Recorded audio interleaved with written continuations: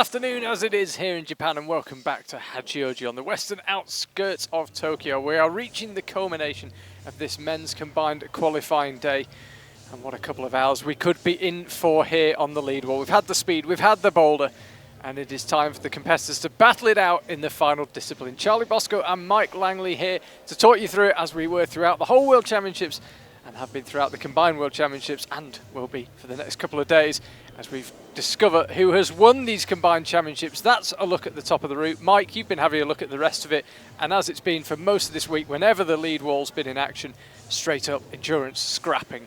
Yeah, it's good to see, in my opinion anyway, it's good to see the route setters kept the theme of the day rolling here. 42 moves in this men's combined final route, same as the women's combined final route, 42 moves yesterday. See on the screen, that's just the top hold. I'm sure we'll get very familiar with this route as we go through. The route really starts on some, you can see it there, big blue section, a big dual texture pinches, very powerful for the first 5 quick draws. There's a huge yellow dual texture half circle halfway up. It's actually quite good in the side of it. Before you move into that big sea of red hexagons and pieces of hexagons, it's quite a confusing sequence all the way through the midsection from hold 14 all the way up to 25 before the angle change. And a cheeky little look at the current standings. Yeah, Tomoe Nara Sake's leading the way. Second place, Alex Megos, tied on points with Rashad Kaibaland. That's going bound Alex ahead due to seeding. And then Kai Harada, Mikael Marwan, Jakob Schubert, Kokoro Fuji and Ludovico Fasali, the top 8. If it was to finish now, Meiichi Narasaki and Misha Pecola as rounding out the top 10.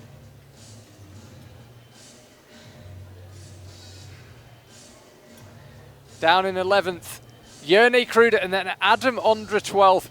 Wow, does he need a big performance here to make it through to the final 8. Nathaniel Coleman, Keita Dohi, Zhong Chon, Jan Hoyer, Rudolf Wran, Yannick Flowy, Stefano Ghisolfi, and then who would have thought it, down in 20th place, Sean McCall. Speed did not go to plan at all, and then neither did the bouldering. He is in 20th. Mike, I interrupted you. Sorry, please resume about the route.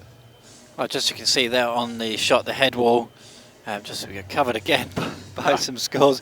We'll come back to that. We've got plenty of time to talk about it. You'll get to the end of this sentence if it kills me, let alone you. Misha Pecola will be out first. The starting list for the climbers is the same. The starting order is the same on all 3 disciplines. In the final, it changes depending on how they performed in the last discipline.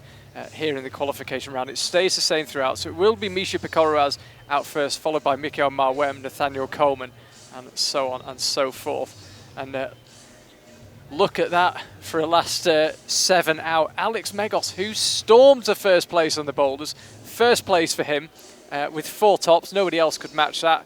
And now he comes on to his favourite discipline lead and could well seal a spot in the final and maybe a spot in the Olympics. More on that in just a second. Sean McCall, Kai Harada, Kokoro Fuji, Jakob Schubert, Adam Ondra and Tomoe Nara Sake. That would make a pretty good lead final in its own right. Mike, let's have a third attempt at describing this route. That's some crimps when you get to the top, and that's basically it. This should be set for a really good show here. It's a fantastic lineup in this combined lead route field, and like you said, Charlie's, easily this could be a World Championship lead or final lineup. So many World Cup winners, World Champions in there. This is actually right at the bottom of the route. The big red quick draw you can see there is actually number 4 in the sequence. Big yellow one just above is number 5. 12 metres vertically this wall, quite overhanging in the middle, 40 degrees through that big sea of red holds. Not immediately obvious from this side on shot what the potential path could be through there. Generally goes low from left to right before snaking back over the top of itself up into that half circle just above. Hole 27 is the giant red. I'm going to call it half circle, it's not really, but it looks like it from that angle. And this gives you a bit of an idea of what we're in for here. It's really crimpy in the middle of the wall. It looks like a really technical volume section, but it is actually just very basic crimps and actually a sequence that's extremely basic to read. And talking of reading, the athletes are on the stage, all 20 of them en masse, to start observing this route here over 6 minutes. 6 minutes to observe the route. They can observe it en masse. They can talk to whoever they like. If you are just tuning in, this is the last discipline in the men's combined World Championship qualifying. 20 climbers taking part. They took part in speed climbing earlier on. They then took part in boulder, and now here they are in lead. The way the ranking system works is your ranking in each discipline is multiplied by your ranking in the others. So let's take the example that if you were second on the speed wall, fourth in the boulder and sixth in the lead, your score would be 48. 2 by 4 by 6. Wow, I had to really think about that. Should definitely stuck to 1, 2, 3 like I did earlier on. Let's say you were first on the speed, second in the boulder, third in the lead. Your score would be 1 multiplied by 2 multiplied by 3, which would be 6. It's the last time I go above any number involving more than 3, that's for sure. But that's how it works. And a lot of climbers with a lot of catching up to do. They need a big result here on the lead wall. Of course, as the competition evolves, people's ranking change, and that's why it can make the mathematics so dramatic. It can be changing second by second. If the last person comes out and they get the highest on the lead route and qualify or are ranked first, it means everybody else's rank change and therefore everyone else's score changes. So until the last climber is done, nothing is decided. And if you want an example of that, go and watch yesterday's lead combined qualification for the women. Unbelievable stuff. I do not use the word lightly, but Yannick Flowy, the last climber out, and it came down to exactly which move it was judged she'd reached, and that determined who potentially ended up in the final. It was the most extraordinary finish. We could have the same thing again here today. High drama likely, and we could be in for quite the show. It wouldn't be too much to say that the stakes here in this combined final, if you've made it here, if you think you're in with a chance, realistically, those right down the end of the list, probably this is not going to be the opportunity for them to qualify for the Olympics, but it's about doing well on this route, and the stakes are just absolutely massive. Again, we don't want to use it lightly, but it is massive. This is possibly the biggest moment in quite a few of these competitors' climbers' lives right now. Yeah, some of them have won World Cups, some of them have won World Championships. The ticket to the Olympics is massive, though.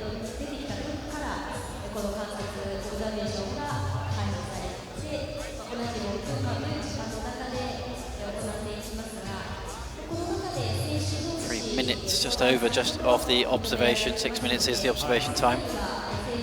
If you've just tuned in for your first action of this Hachioji World Championships, you'll see that the climbers in the lead route usually can make their way off the stage, but this time they can't, just the way that the arena has been built here. So they have to get quite up and close and personal with each other. There's quite a lot of shoulder-to-shoulder action right at the back of the stage as everyone's jostling for a space. To have a look at that right there, the head wall and the very top. Potential double dyno to finish, as we see time and time again in the lead routes. Will we see anybody up there? Who knows? To me, this one looks like it could have a couple of tops. It's really on the edge here for the route says. They want to put on a really good challenge, but this is a combined.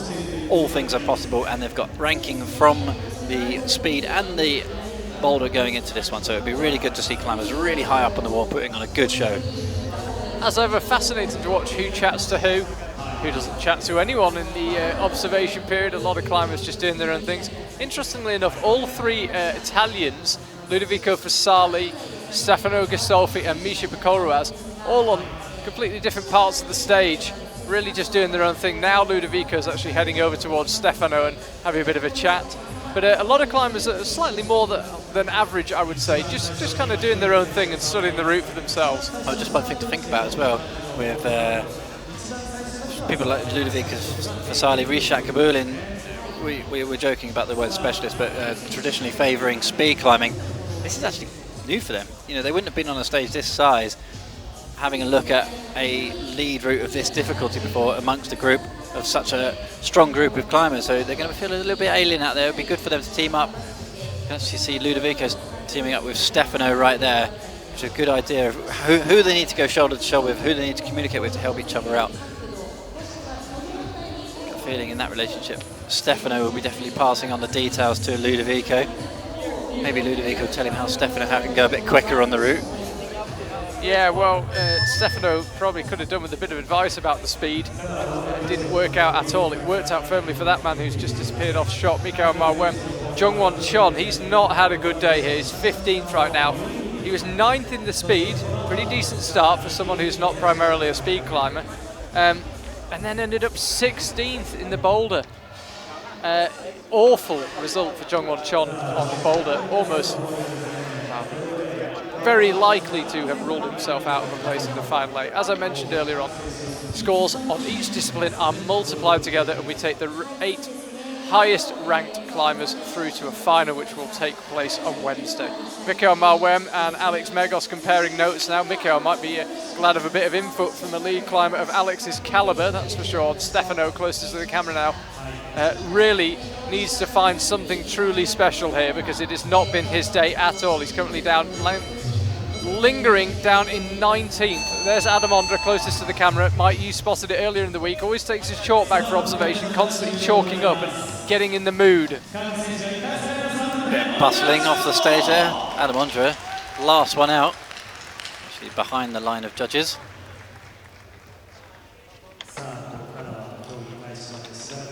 One thing to clarify, by the way, each country can only take 2 climbers per gender to the Olympics. So let's say that Japan have 3 men who finish in the top 8 today and progress to the final.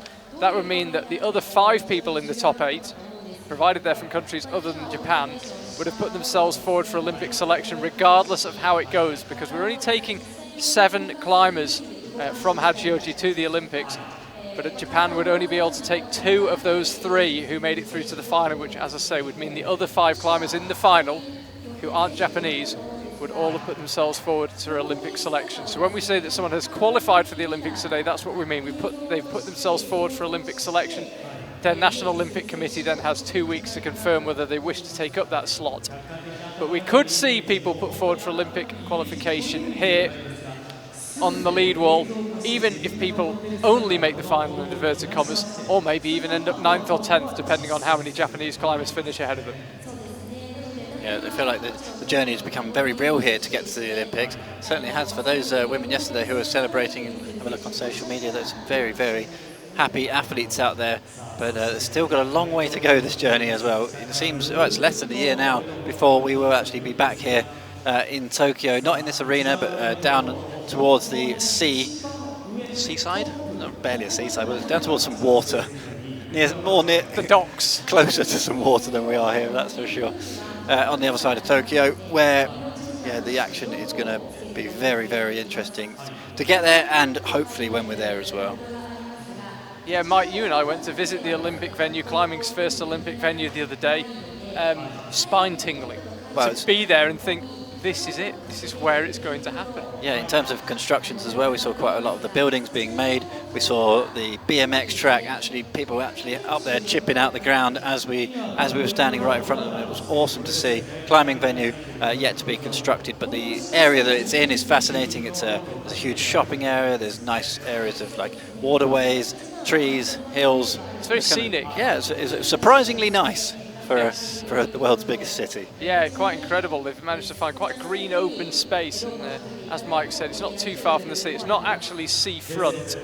I guess you can't have everything, but it's a very pleasant location for climbing, very open, very green, feels very spacious, despite being in the most populous city in the world. 38 million people here in Tokyo, that's more than the population of Canada. It really is enormous here.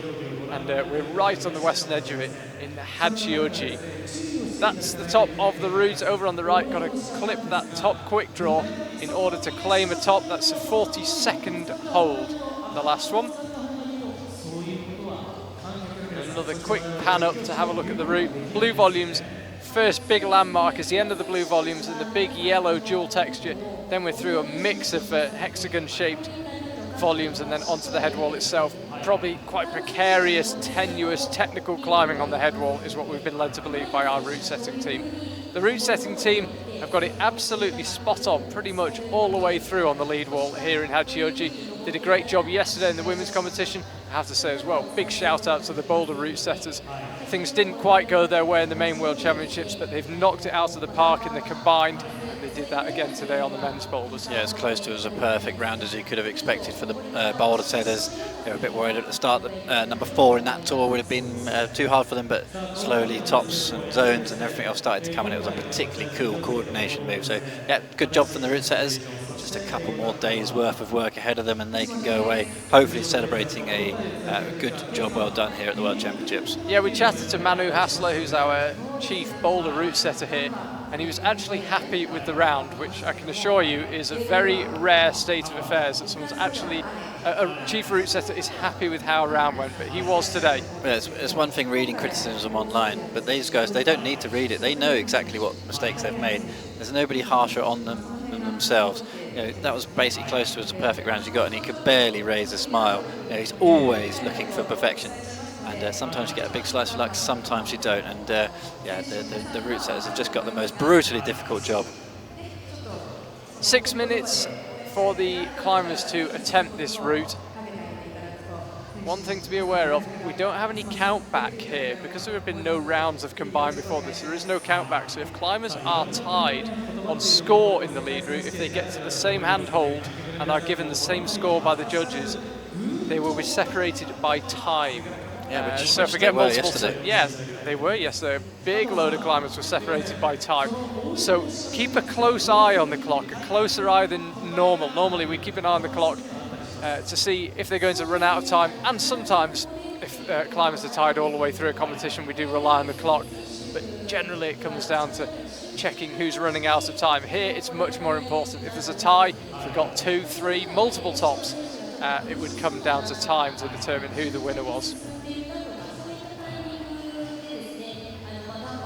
So we're just looking, as I say, at the first big landmark on this route, the huge yellow volume. About to see the rankings on screen. See how they stand coming into this.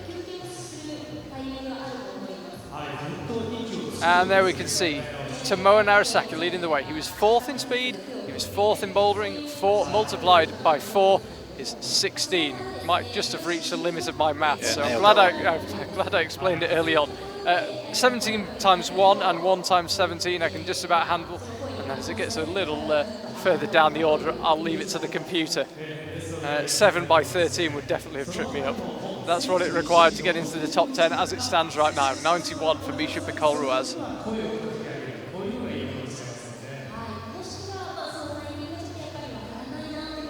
And Yone Cruder in 11th place. As I mentioned earlier on, Adam Ondra, he has got work to do. 13th, Nathaniel Coleman, Katie Dohe, Zhong Chon, Jan Hoyer, Rudolf Wran, Yannick Flowy, Stefano Ghisolfi and Sean McColl.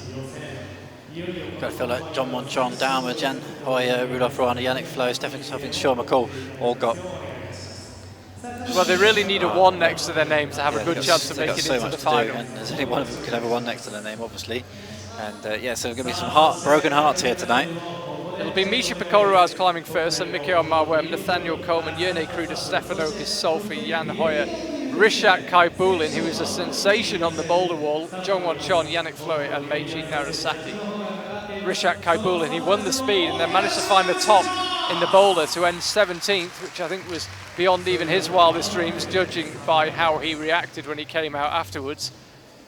Leaving with 17 ranking points and 2nd overall. Rudolf Wran, Katie Dohe, Ludovico Vasali, Alex Megov, Sean McColl, Kai Rada, Kokora Fuji, Jakob Schubert, Adam Ondra and Nara Sake. So that is the order they will come out in. It is getting very tense in the arena. It's a small matter of a place in the combined World Championship final to play for and possibly an Olympic slot.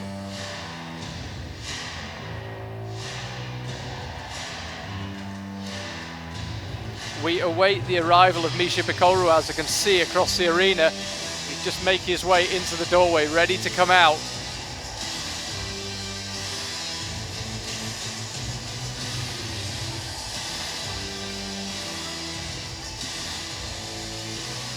Camera guys getting creative there.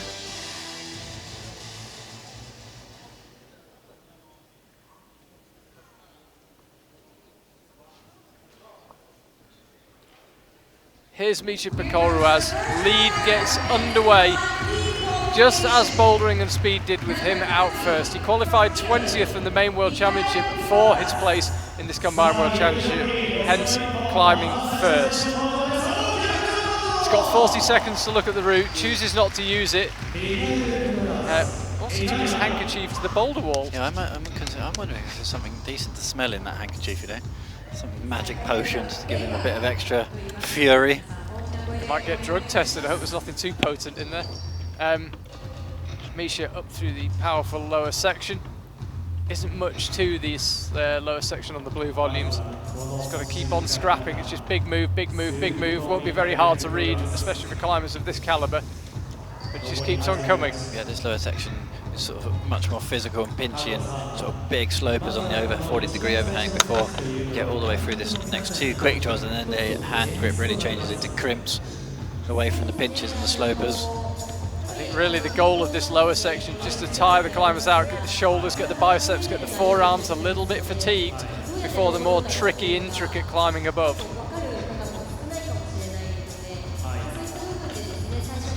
A couple of grimaces already from Misha. You can see how hard he's having to work.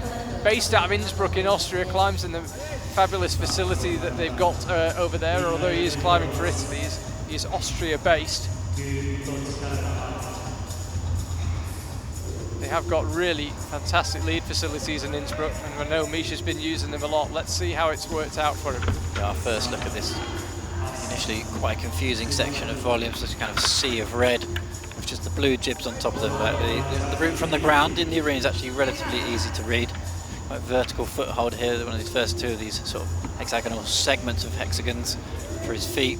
Rashad has employed a lot of additional jibs and extra footholds. Already up into hold 22 here for Misha. 42 is the top. Already past the halfway mark. Top of these red volumes is all jaw texture, so it's all pretty smooth up there, so any sort of issues with the foot slips or anything like that could be very costly. Misha's looking pretty bumped here. You can see him shaking it off as quick as he can. 27 is the next move. Yeah, you just need to sort the feet out, Misha.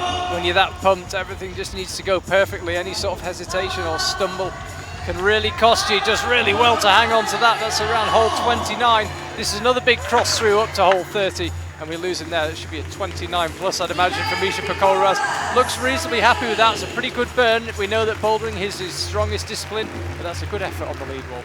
Yeah, first insight into the route. We saw this yesterday, really. Female athletes getting really high up on the wall, and at this point in the route, Misha looked really tired. As he snared that hole with his right hand, his little finger dropped off, just kind of really showing how pumped he is. Let's have another look from this angle. You see, little finger just drops. His forearms are absolutely locked up at this point. Nothing left. Can't even really move his fingers exactly how he'd want because he's so pumped. And that was that. 29 plus, but a good run. As they were yesterday for the women, the scores we'll be updating live on the IFSC website. They're actually 10 seconds or so behind the climber, but you can see the scores ticking up as you watch.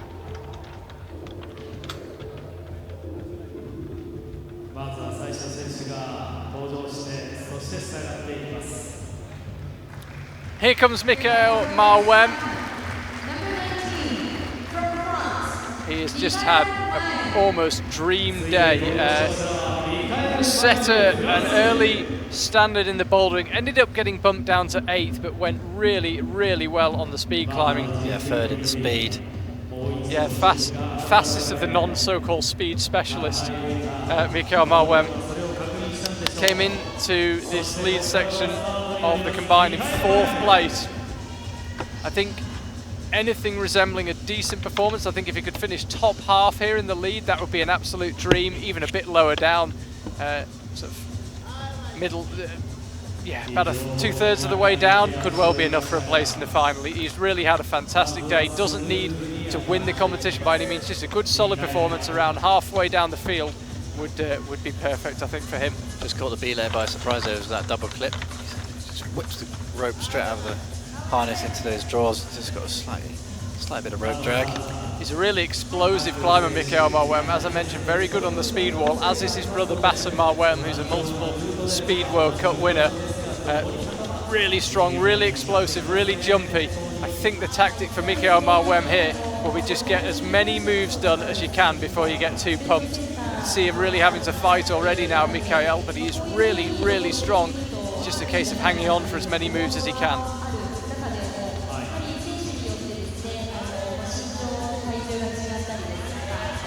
But he's just struggling to get the flick of the hips over here, looking a bit pumped already. Oh, somehow catches that. That's not a hold on the topo, so he doesn't get a point for the intermediate.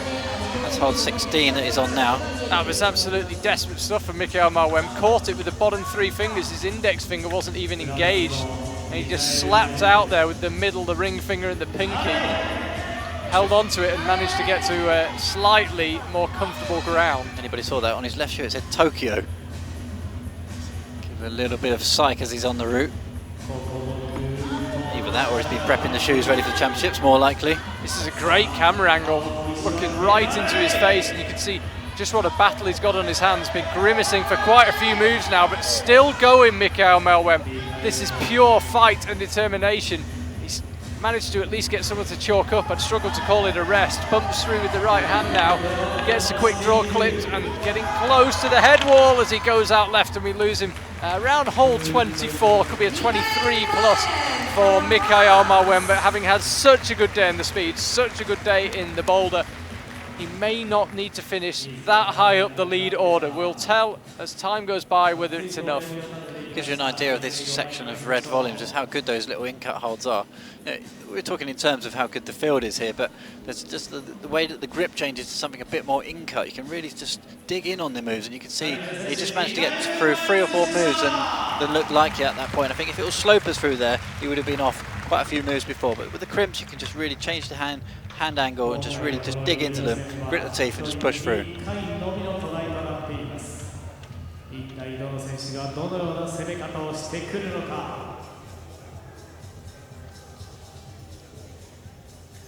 Nathaniel Coleman, first American out on the lead wall this afternoon.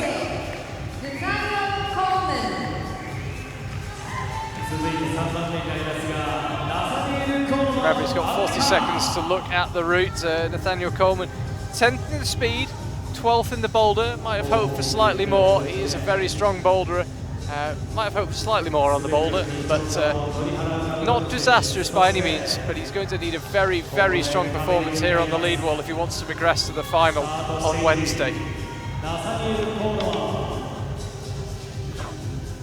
What's so amazing about this combined format is absolutely nothing is decided until the last climber's completed their run. Because as I say, if they top the route and they do it faster than anyone else and they're first on the lead, that means everybody else's ranking changes.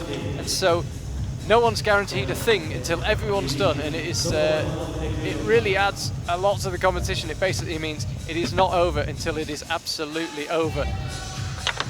And just means we're in for an afternoon of tension. And if you've got a dog in the race, if you've got a climber you're supporting, and if you're a team coach or a parent watching on, it's a pretty unbearably tense afternoon, I would imagine.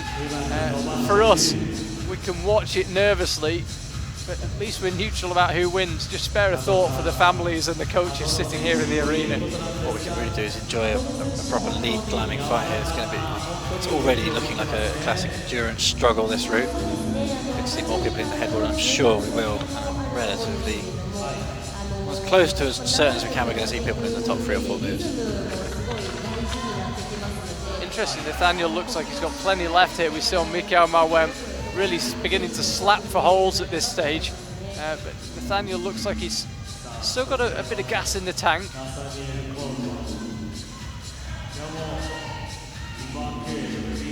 Now having to work hard. That camera angle's great. Where's that been all week? Looking straight into his face. Really get a look at the climbers as they come out to the right. Right up in his grill, that camera.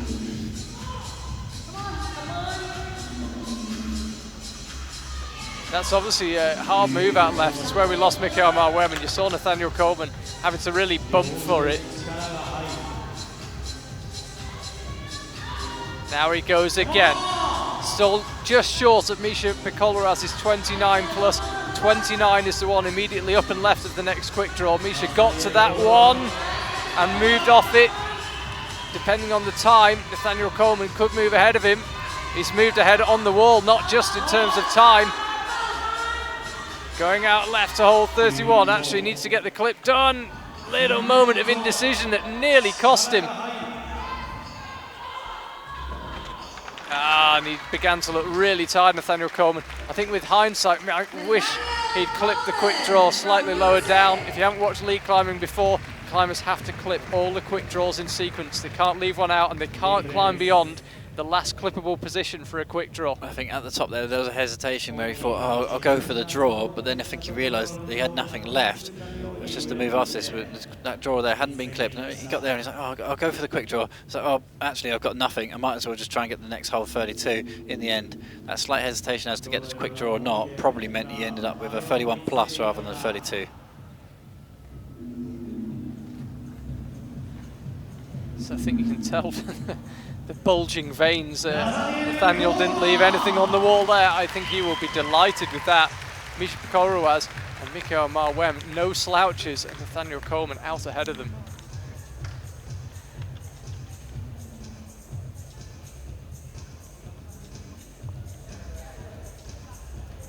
Yone Cruder now, with a big smile on his face and a lot of work to be done.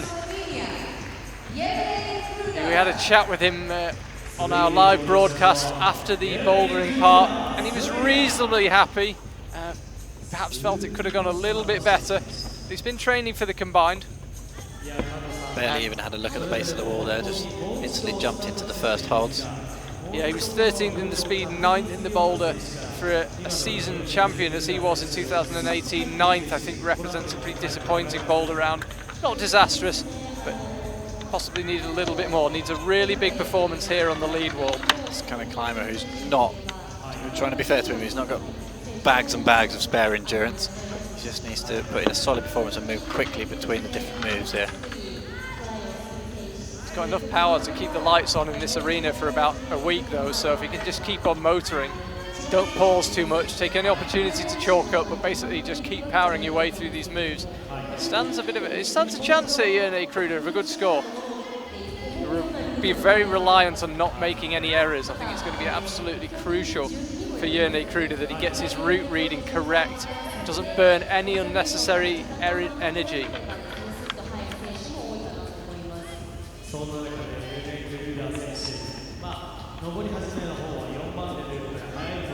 Slightly different foot sequence through there for Yone. Now he uses the first left segment of the hexagon down and right. Actually just skipped it and swung all the way over. Endurance of this element of this route really seems to kick in after you get over the angle change.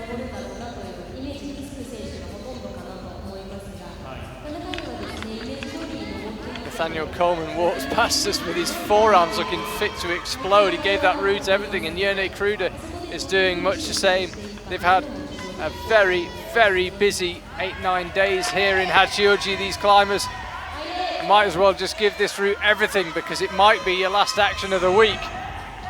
Yone got a real scrap on his hands now. Oh, manages to hold on to hole 29, bumps across to 30, and that'll be another 29 plus, and he might move ahead of Misha Pecola just on time.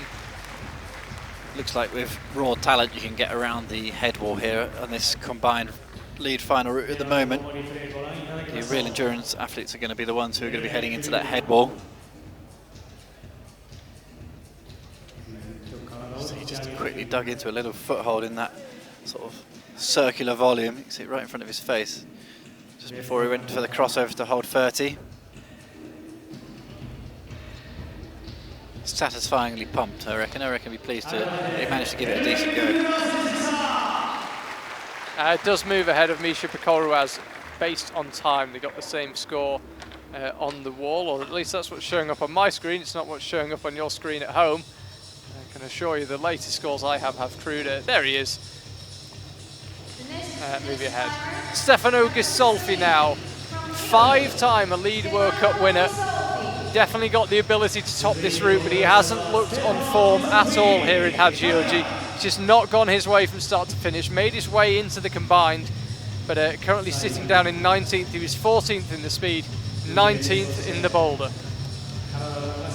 Yeah, he's really going to want to put a good performance in for himself here more than anything else. Even if it doesn't work out here for getting through to the combined final, at least he's got those other opportunities coming up later on in the year, and this would be a good opportunity to kind of really try and build the confidence up back in his lead climbing.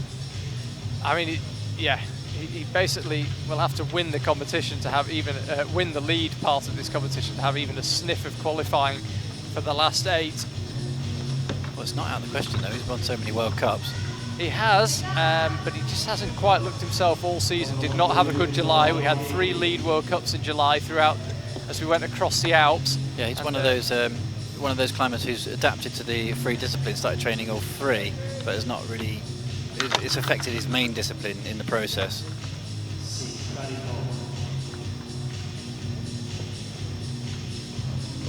It's a little bit shaky lower down there, went from the big dish and he's got his right hand in from really low on the giant half circle yellow volume. Plenty more Lead World Cups coming in this year, by the way. We've got live coverage from our 3 remaining Lead World Cups in Kranj, in Xiamen, back here in Japan in the town of Inzai. We've also got the Youth World Championships starting next weekend and the Olympic qualification event in Toulouse. So still plenty more climbing to come before this season is done. And Stefano will almost certainly be competing there in Toulouse, and he'll have work to do. He's got work to do here on this route. Stefano is showing that he's a true lead climber, and he's got 2 good edges next to each other there with decent foot, taking a relatively good rest, where others have just really pushed through into the next sector.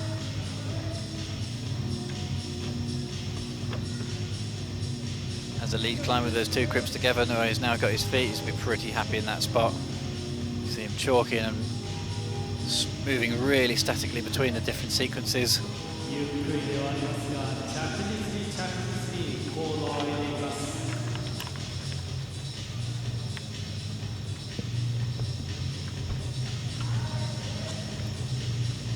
Stefano, I guess as you would expect for someone who certainly prefers the lead discipline, is not looking too phased just yet.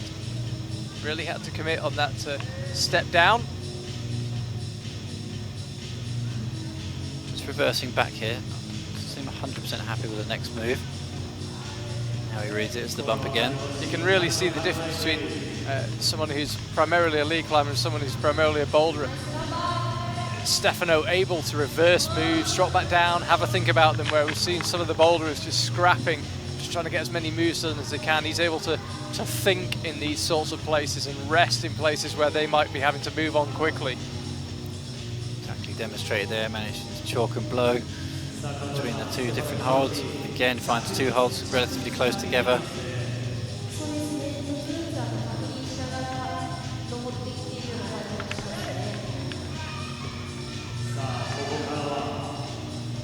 To wrap the right hand a little bit there, wrapping it into a full crimp just to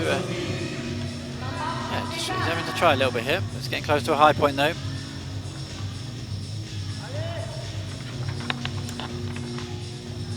So crossing through 31 plus is the current high point. Tenuous move for Stefano, and that'll be a 31 plus as well, I think, as he comes down. And he took a little bit longer than Nathaniel Coleman to get there, I suspect. Yeah, all of a sudden we're going to see a whole bunch of people around this move. I think 31 plus 32. The route here goes super technical all of a sudden as you turn the angle change. Really small crimps there. You can see under his right hand the crimp completely disappears under his hand. That one there, to be honest, he was looking pretty fresh up to that point. Pretty hard crimp with the right hand required at that section there. That's hold 32 that he's going for. Remember, it's 42 moves to top, so just 10 moves off the top of the route. 1 quick draw still to clip. That puts Stefano in 2nd place behind Nathaniel Coleman as it stands.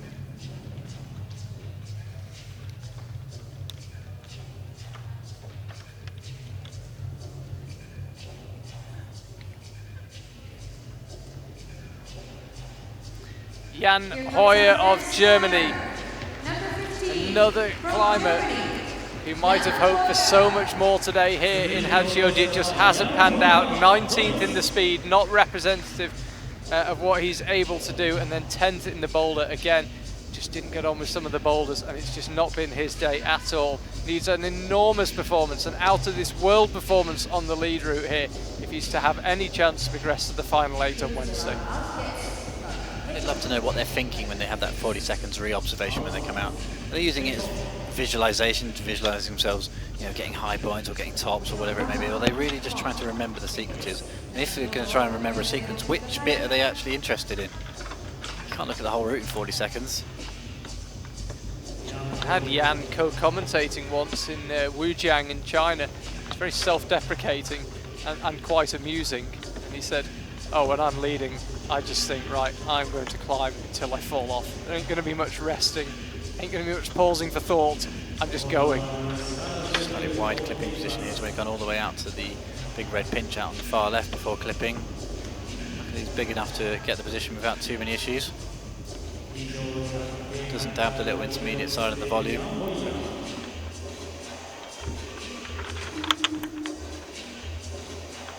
Now just searching around. It's visually very confusing, that sector of the route.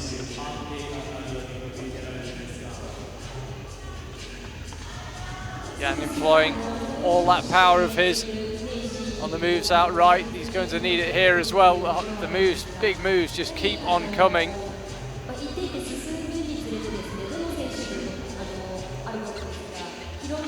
That's the move where we lost Mikael Marwan.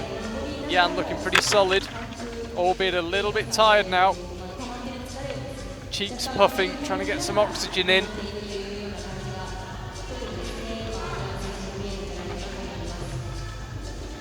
Gets the feet up high. Relies on his strength there, didn't place a foot, just went out. Now the left foot skits across the whole 30s. A good performance from Jan. Out towards 31 and can't find a way to stick it. Well, Mike would quickly identifying that section of the route as where we're going to be separating the climbers. Yeah, the level definitely ramps up there. And like I said before, early on in the round, Yone, Nathaniel Coleman, you wouldn't say that you don't see them in lead finals very often, and they're getting to that element of the route as well. So I think it's a piece where if you're a super strong climber like these guys, all-round good climbers, then you can get to that route. Everyone will get roughly around that point you would have fought, or next to everybody, and then the route really ramps up in the top 10 moves. And that's going to be separating the good climbers from the greats. And we have got some great lead climbers here today. Stefano Ghisolfi, the first of them, just didn't quite deliver. It really, really has been a championship for him to forget in Hachioji, and it's not been that much better for Jan Hoyer as well, to be honest. We chatted to him the other day and he said he felt fresh because he hadn't made finals in lead or boulder. He'd had a little more rest than some of the other climbers, but it's still not quite come together for him this Monday here in Western Tokyo in the Sporta Arena in Hachioji.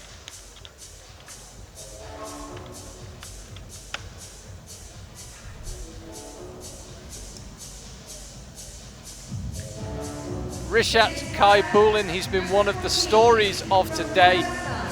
It was really always likely to be between him and Ludovico Fasali for top place in the speed part of this competition. It ended up being Rashad who took it, albeit after a bit of a technical incident with the timing pad. Go back and watch our replay and you'll see what I mean. But then in the bouldering, he had an amazing result. Found a top on boulder 2, which stopped some very, very strong climbers, and ended up 17th. In the boulder, so 1 and 17. If you'd offered him that at the start today, he wouldn't just have bitten your hand off, he'd have chewed your arm. Would have been absolutely delighted with that, and as it is, could well book himself a place in the final here today with anything resembling a decent performance in the lead. I think if he was to end up in the top 15 out of 20, he'd consider that a wonderful result. Yeah, he's looking pretty tired here already, which, considering the high emotion he's been through already today, not too surprising. Left hand's really low here, got a long way to go. Now gets the hit in. Definitely is not new to the game here. He's looking pretty clean through the first 4 quick draws. Has got the full package, is based out of the Czech Republic, even though he is from Kazakhstan originally. Keeping good company if you're climbing the Czech Republic with Adam Ondra, Jan Kriz, Martin Stranik, Jakub Konečný. And he's going well on the lead route so far. As you said, Mike, looking tired, but I think this morning would have gone beyond his wildest dreams. Yeah, needs to get the left foot across, does now. Needs to be able to put some weight through that volume just to be able to stand up into the bad undercut that he's got with his left hand.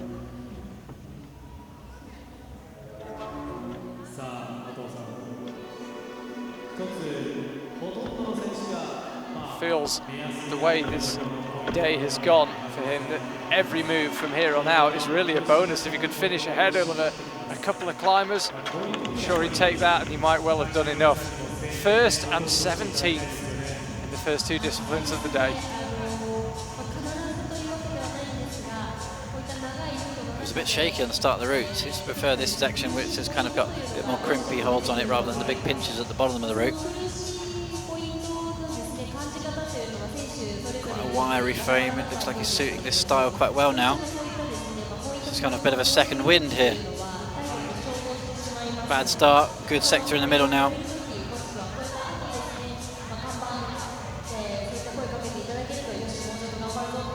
Nice little double chop with the feet there as well. Left foot landed on the good left foot, or the right foot clamped right in beside it. So this is where Mikael Marwan fell, was on this next move up and left up to hole 24.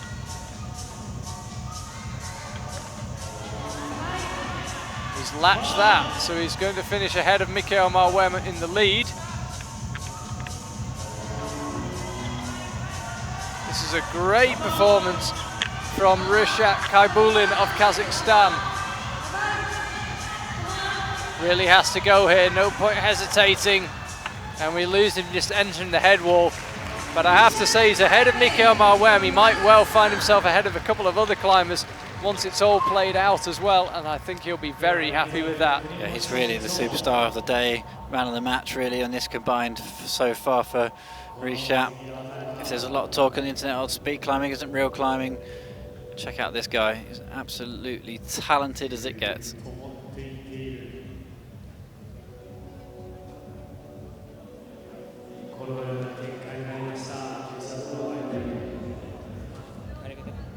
Definitely put an effort in there. He's so pumped he can't undo the rope. Usually climbers like to prefer to do it themselves and get somebody to help them. Rashad ends his combined qualification. Surely done enough to go through in the top 8. Almost certainly, yeah. We see that 6th now, so he'll finish ahead of Mikael Marwan. We probably fancy his chances of finishing ahead of Ludovico Fassali as well. Zhong Chon now comes out onto the wall. A climber who would have come to Hachioji with high hopes for the Boulder World Championships and the Combined World Championships. Neither has really worked out. 9th in the speed, good result for him, and then frankly disastrous for him, 16th in the Boulder. Really would have wanted to come away from the Boulder, absolute minimum single figures ranking, but ended up 16th.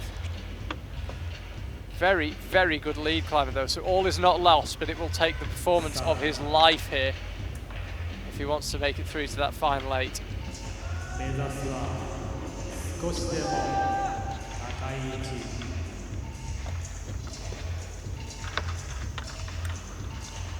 Just one thing I was thinking about, Charlie, just yesterday there was no brushing after the 13th climbing like we normally see in a lead semi-final. I do wonder how the conditions are going to play out on a route like this.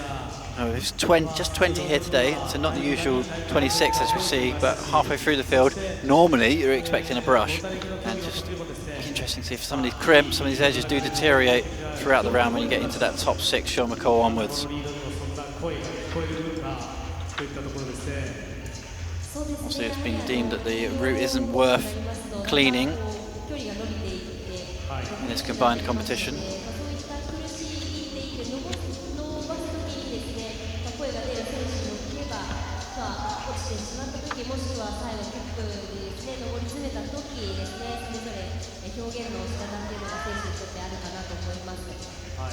Chon going well up through the hexagons again. It's just all about efficiency, moving smoothly. Yeah, really wide moves through here, quite a lot of go again moves. See one here, tap the right hand, go again. Really physical across the chest, through the pecs. Actually been in a couple of lead World Cup finals, Zhong Chon. Very accomplished lead climber, no doubt that he's a better boulderer. Really having to work hard here. Look at the gritted teeth.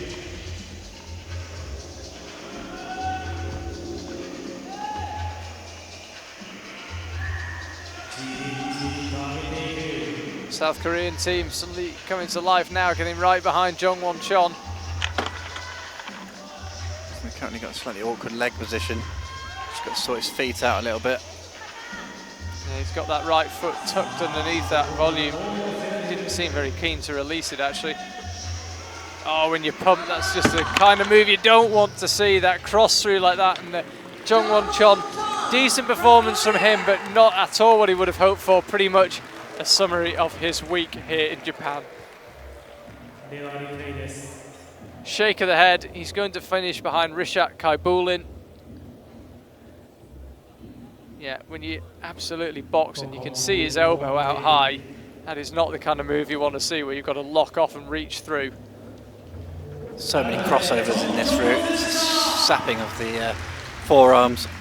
Every time you've got to decide, do you cross under, do you cross over? How do you get the feet spread in the right way? Do you drop a knee for the cross? A lot of intricacies in a small space on this lead wall. Rashad Kaibaland just walked past us looking pretty happy. I can't say I blame him. Yannick Flowy now. Had a great World Championships, regardless of what happens here in the combined. Picked up a medal in the main World Championships earlier this week. Not been a successful combined for him so far. 16th on the speed wall and then 14th in the boulder. Yeah, another climber just disappointed a little bit in the bouldering, especially from what we've seen from him already this week. Quite a few of these climbers, you know, the combined is massive for them, but you feel like the emotion of the championships before it has really kind of just drained them a little bit. It's hard emotionally to recover. Once you feel like you've done your job, you know, you really kind of just drop a level slightly, and I think we've seen that in both the women's and the men's competition. For others, it's been much more motivating. They really picked up the level here in the combined. So interesting when you combine the standard free discipline World Championships and then put it into a combined at the end.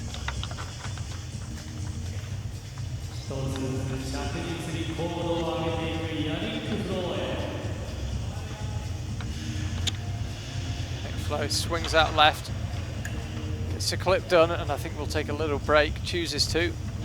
Not nearly as long as Stefano. Those two crimps, if you've got the fitness, do represent a little opportunity to rest.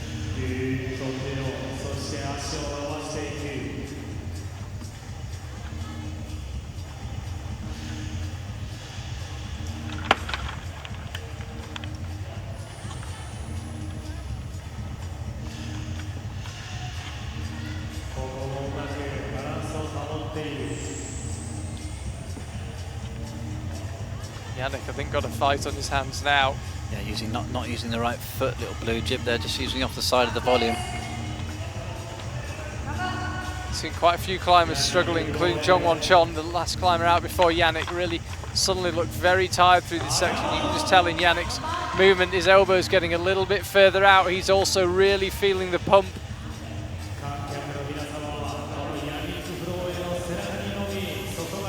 Moves him up ahead of Mikael Marwan. Reads it slightly differently to how Zhong did. Bumping the left hand up. It's a big move up for the right for a tiny little crimp. Drops the knee, gets the clip done, and now he's really onto the head wall, Yannick Flowy. Started just to come together again now. Looked a little shaky half a dozen or so moves ago. But this suddenly looks pretty promising for Yannick Flowy. Crosses through, brings the left hand up and goes again with the right up towards hole 33. I think that'll be a new high point for Yannick Flowy, 32 plus by my reckoning. See what the judges made of it. He was looking really tired just as the traverse through the big red volume started to go back from right to left, ending up in this move there. And as soon as the angle just eased off a bit, he just seemed to relax a little bit, and just the forearms, just a tiny little bit of relief in the angle change. Hit that one with the back three fingers, didn't hit it quite where he wanted it. Slapped up to the pocket. It's the biggest progress we've seen on the wall. But yeah, nowhere near the pocket above, unfortunately. It was completely gone by that point. 32 plus for Yannick Flowy. That means he got to hole 32 and then moved off it towards the next hold. Hence the plus.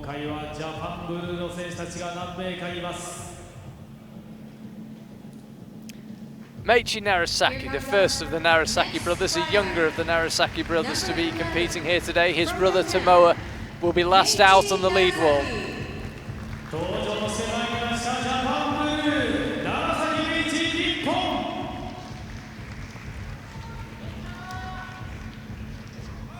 So 6 minutes begins again for Meichi. Did the double, boulder and lead in the Youth World Championships in Moscow last year, so he has real caliber in two areas.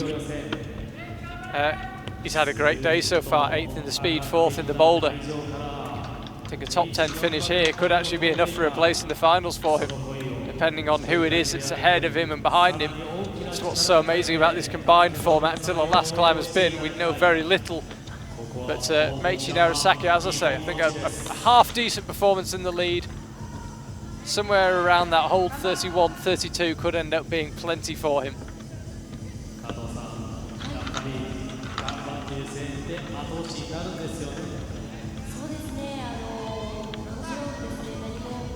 this route, it's quite clear we're not seeing any particularly big route reading issues going up through this route at all. Like we said, it's a relatively easy one for these guys to read, and it's just about really steaming through this section of crimps and trying to get to hold 31, 32 around that angle chain without getting too pumped.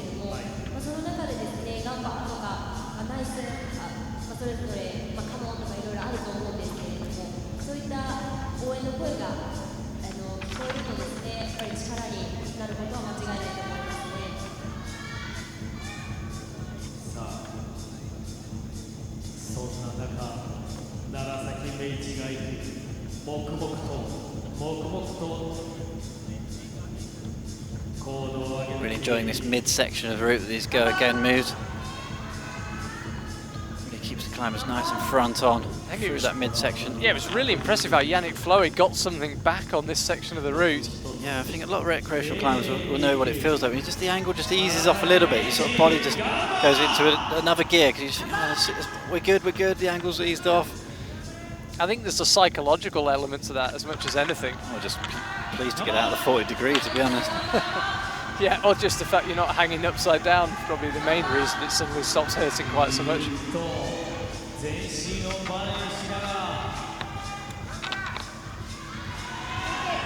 Now then, this is really good stuff from Nara Sake. The head just rocked back to convey exactly how tired he's getting.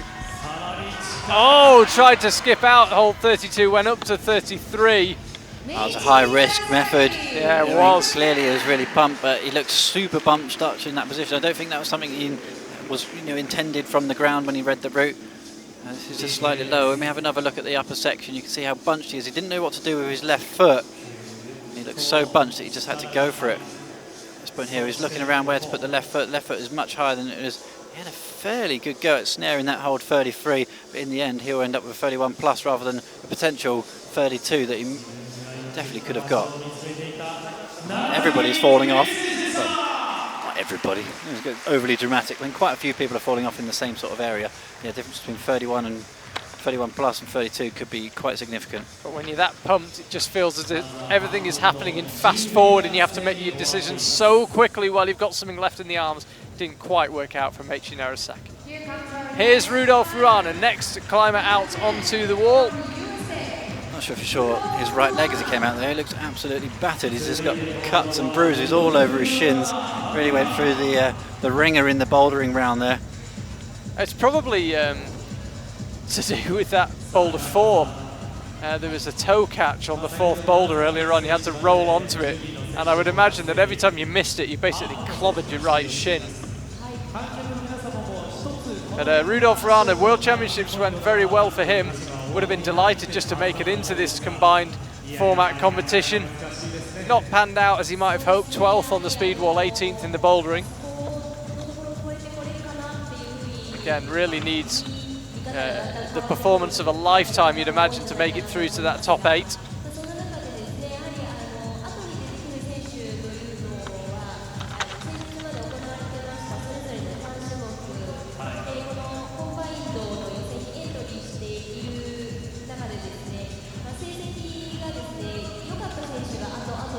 Rudolf, no problem at all, up to the yellow volume. He's got that final big sloper. It's a red one, not a blue one, and then it's crimps for the foreseeable future. All the way out right, then all the way back left. Team USA got quite a big presence here in Hachioji, and they're making a bit of noise now in the arena.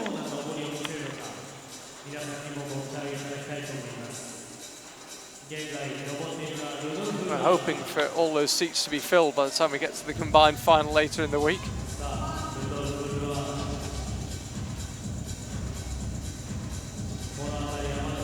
Nice footwork there from Rudolf, using the right heel rather than the right toe. Again in with the right heel, you can see the blood on his legs there. They have taken an absolute battering. Getting the antiseptic cream out when he gets home back to the USA. I'd imagine he'll be getting on the couch and getting the TV guide out as well. They've had an awful lot of climbing over the last 10 days, these athletes. I said that, if you don't qualify and get your ticket for the Olympics here, it is straight back into full gas training, ready for Toulouse in November. Yeah, it is. We've got the Olympic qualification event in Toulouse. You need to do something pretty special here in Hachioji to not have to go to Toulouse. What can Rudolf Wran pull out here? He's looking really strong so far. This is such a tough move across the whole 32 because 32 is such a poor hold. It's a tiny little crimp, the last thing you want to see when you're this tired. But the best score we've had so far is Yannick Flowy's 32 plus. Rudolf Wran could probably have done without the fumble on that quick draw, but he's back on hole 32 and actually managing to rest. Now if he can latch this next hole, that will be a new high point. He got close, and it will come down to time between him and Yannick Flowy. Either way, he matches Yannick's high point, and it will.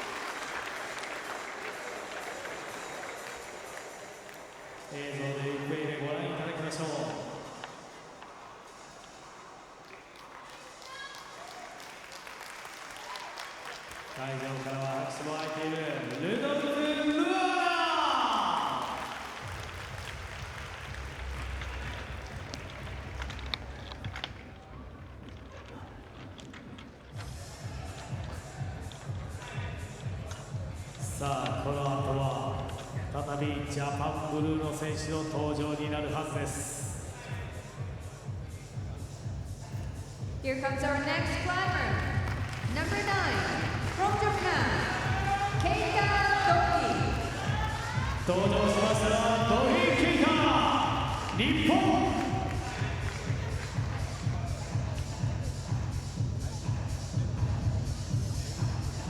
まずはじっくり見ています。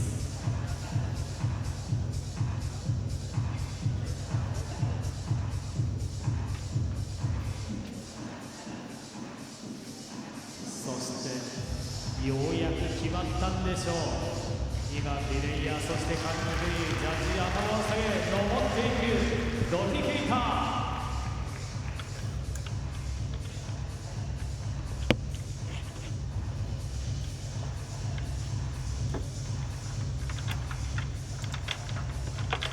非常に礼儀正しさを見せたドヒケイタ。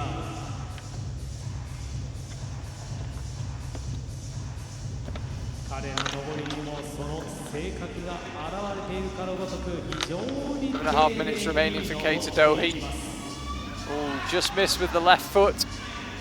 Not too hard a move, but it's just all extra energy. You've got to imagine a lead climber is like a battery slowly ticking away as they get higher on the route, and every wasted percentage of that battery will cost you higher up. The on-site nature of route climbing really is to climb with perfection as much as you can on moves that you've never seen before. There's a real dark art to being able to do that, and part of that is from the observation from the ground, and part is being able to really read the route as you go, making the correct decisions every time you have to make a decision. 42 decisions to make on this route, and that's not even including the footholds. After Keita Dohi, it'll be Ludovico Fasali, who was second in the speed climbing in this combined format and won the Speed World Championships earlier this week. So a lot of intrigue still to come on the lead wall here in Hachioji towards the end of this men's combined qualifiers.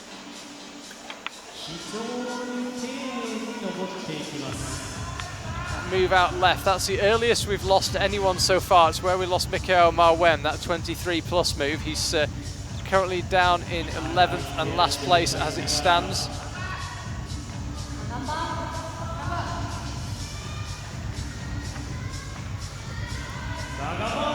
Really nasty little intermediate hold.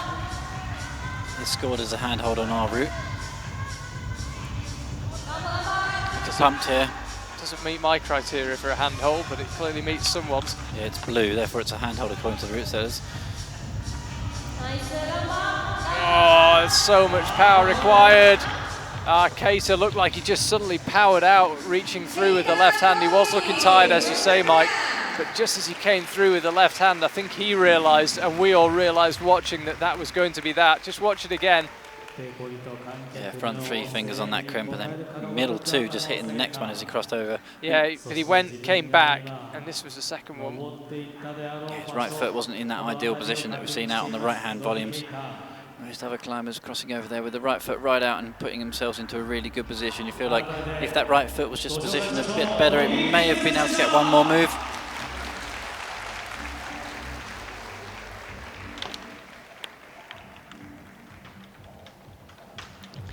Now, this could be massive for Ludovico Fasali if he can reach and surpass Mikael Marwan's current lowest score of 23 plus, but it could be massive for Mikael Marwan if Ludo falls low down. This is the newly crowned Speed World Champion, Ludovico Fasali. If he cannot reach Mikael Marwan's mark of 23 plus, that will mean that Mikael will finish at worst 19th. That could have a big impact on his score, and could have a big impact on whether he makes the final of the combined here on Wednesday. Remember, we have 20 climbers taking part today. We want 8 to progress to the final on Wednesday. Here goes Ludovico. Whatever happens here, it will be an absolutely unforgettable week in Hachioji. Crowned Speed World Champion in a topsy-turvy speed final.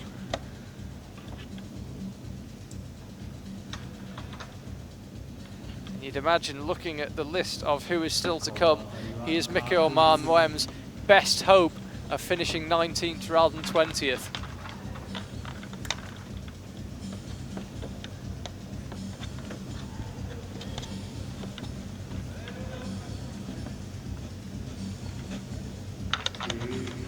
Gets a clip done. He's going well, but you can see already a bit of pump kicking in, and we lose him very low down. Ludovico Fasali seemed like it was like turning on a tap of lactic acid into the forearm. Suddenly just realized he was absolutely boxed. Let's have another look.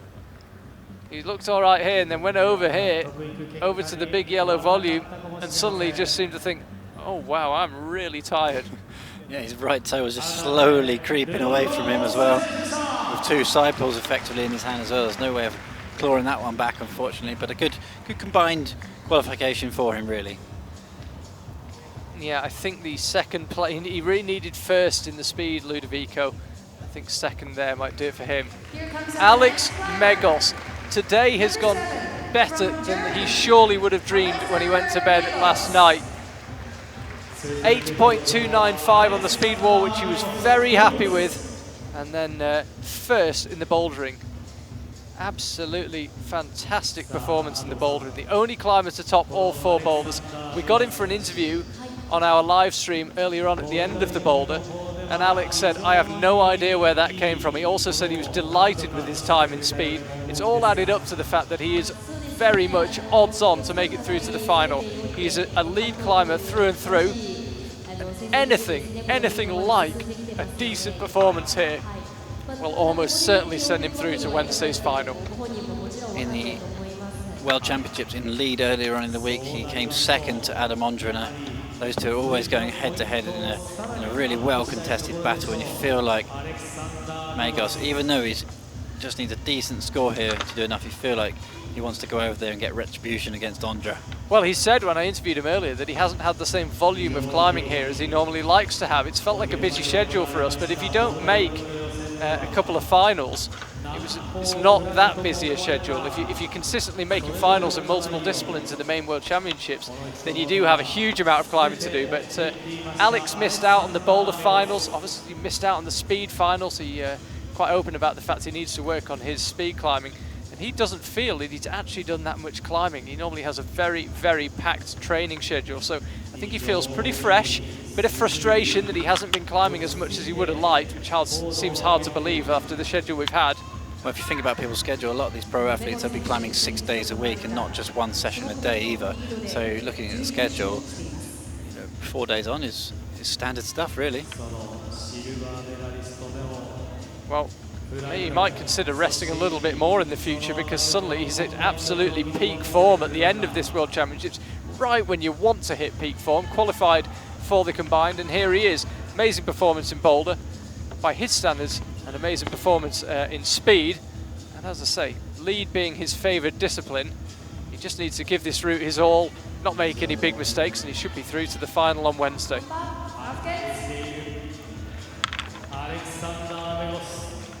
In that lead final earlier on in the World Championships, he just had that big slip lower down, a big hesitation. If he can get through this section quite clean, you would have thought he's got the gas to get through to 42 moves. Just need to keep it safe here, Alex. Let's have a rethink about that. little heel hook move, somehow high risk up the hold 28 there. Yeah, can't take for granted a good performance here, Alex. And remember, his foot slipped in the Lead World Championship final, and it might well have cost him gold. It looked like he had some juice left when he fell. Gotta think it's going to be tired after the bouldering as well. Oh, that's horrendous. Oh, that's a new high point for Alex Megos. He's the first climber to reach that 33rd hold. Every move he can do from here just pushes the high point higher and higher. Crosses through with the right hand. Now there's another big move out left, but he'll need to get the feet sorted. A grimace on his face. Alex Megos is giving this route absolutely everything he's got. Goes out with the left foot. Now he's got to match and then go out to that tiny red crimp with the left hand, then come back to the big red dish. But he won't get a chance. It was on the way to the crimp where we lost him. I think he knows that's a good performance. Alex Megos, a very experienced lead climber. He'll know that if he got there without making any major mistakes and couldn't hang on any longer, it's not likely many people will do better. Really good effort there from Megos. He's got to be tired going in from the bouldering, no doubt about it. This move here, when the guy doesn't even look at the next hold, you know it's desperate. Just hang your hand up in the air and hopefully it ends up on the hold. Managed to somehow get another further 2 to 3 moves out of it once he's already completely gone. But at that point, he'd obviously done enough. Surely that's enough.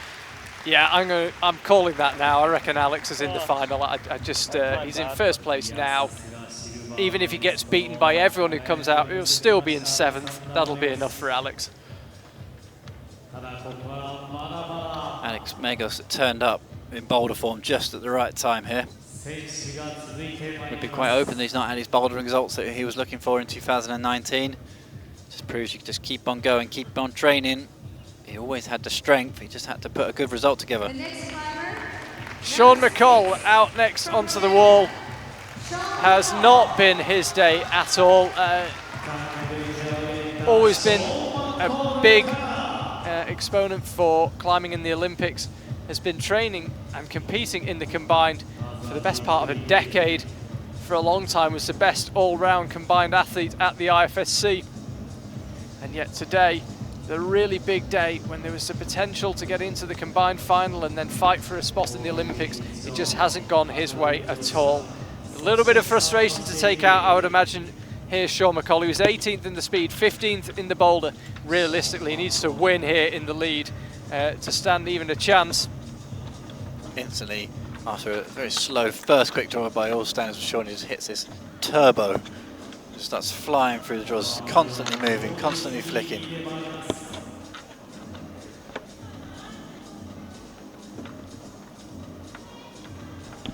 Sean's actually Z-clipped there. Sean's in big trouble here. It's going to be a really low... Oh, that's the last thing he needed. He's Z-clipped. That means that he's accidentally clipped the quick draw below the one he needs to. He's now corrected it. Oh, that's a disaster for Sean. Such an experienced competitor. It means he's clipped the quick draws in the wrong order, so the rope goes through one and then back down to the one before it. I was just saying, he moves so fast, and when you move that fast, it's possible to make mistakes. These quick draws here are relatively close together at the bottom of the wall due to the height of the wall, but you have to clip all the quick draws in sequence, which in theory he did, but he just pulled the rope from the wrong bit. He pulled the rope from below the quick draw rather than above it, so I don't think he'll be pulled up on that. Very rare that you see that at a competition level. Sean's bad day kind of continues here. Oh, this is a day he's been looking forward to for so long. As I say, best part of a decade as a combined athlete. Today, finally had the big opportunity and it just hasn't gone his way. It's just been one thing after another. Stumbles on the speed route, couple of unlucky moments on the bouldering, and now the lead route just got off to a bad start. He's got the quality to still put in a strong performance, but it's such a massive loss of energy low down on the route. Yeah, might just have spurred him on to a little bit more though, that frustration. I think it has. He's going to be slightly embarrassed by that, so he's putting in a really spirited fight here. Realistically needs to be first, second might be enough, maybe third, but needs a massive performance on the lead wall to stand even a chance of progressing. And as he pops up to hole 33, there's a big cheer from the crowd. I think Sean found some big extra motivation from that Z clip.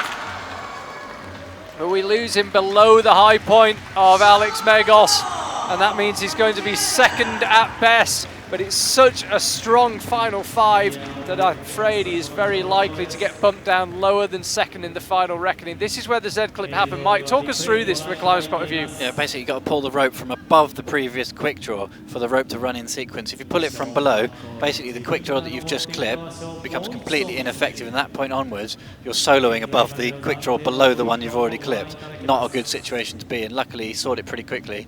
Any further than that, the B-layer probably would have just tight roped him and pulled him off the wall. Did well though. It's always amazing to watch Sean. You know, he's got such a big battle ahead after really struggling today. He obviously went out there, gave it absolutely everything he could on the lead route after the Z clip, which was pretty cool to watch. The way that he got that pocket was very impressive. 33, just a ninja kick up to 30, hold 33. At which point he was miles above the previous quick draw. And as always, Sean putting on a good show, but today is not his day. No. He will have to wait till Pan American Championships and Toulouse. Here is Kai Harada, 2018 Boulder World Champion. Japan have an embarrassment of riches on both men's and women's side. Could Kai Harada claim one of their 2 slots for the Olympics? Japan, like every other nation, can only take 2. They are actually guaranteed 1 as the host nation. That's always the case in the Olympics, that you're guaranteed a host nation slot. But they're not going to need that guaranteed slot. Their climbers will be able to qualify fair and square, and they'll be able to pick which ones they take. Kai Harada, could he be the one to go? You'd imagine Tomoe Nara Sake might be one. Could Kai be the other?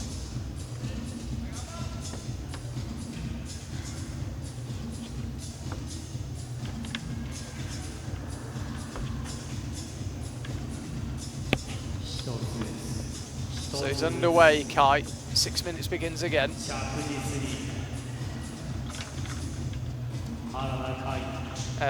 had a brilliant day, by the way, I should add. 6th in the speed, 3rd in the boulder. A bit like Alex Megos. Anything looking like a good result should be more than enough to see him through to the final.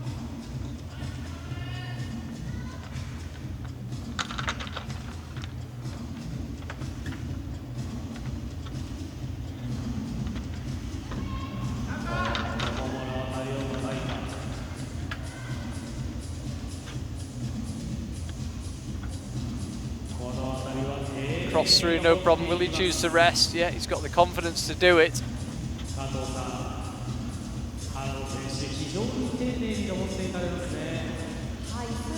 So now this section begins to look increasingly familiar. There's an awful lot of volumes there for actually relatively few moves. Just quickly, whilst Kai's pushing through this rule, I'm going to read the rule book. 7.17 in the IFSC rule book. The competitor must correct any Z clip, and to do so may unclip and reclip any of the protection points involved. So that was completely valid from Sean. Certainly one guy who knows the rulebook inside out. Kai Harada just struggling with this next sequence here. Just tapping around the volumes. Now he finds the hole. Observation was quite some time ago, so sometimes with these little screw-ons are slightly hidden round the corner of some of these holds.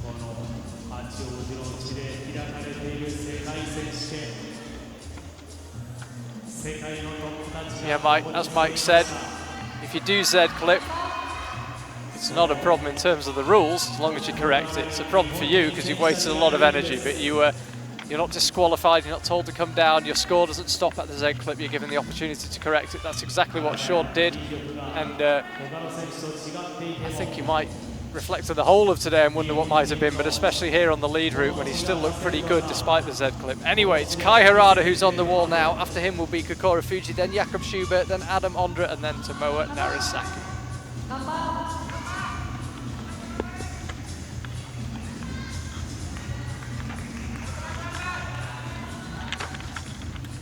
It's one of the more expressive Japanese climbers. Often we see with the Japanese climbers, they're not that keen to show their emotions, but Kai Harada, very much one of those, as he waves to the crowd as if to illustrate my point, very much one of those who shows his emotions, lets you know what he's thinking.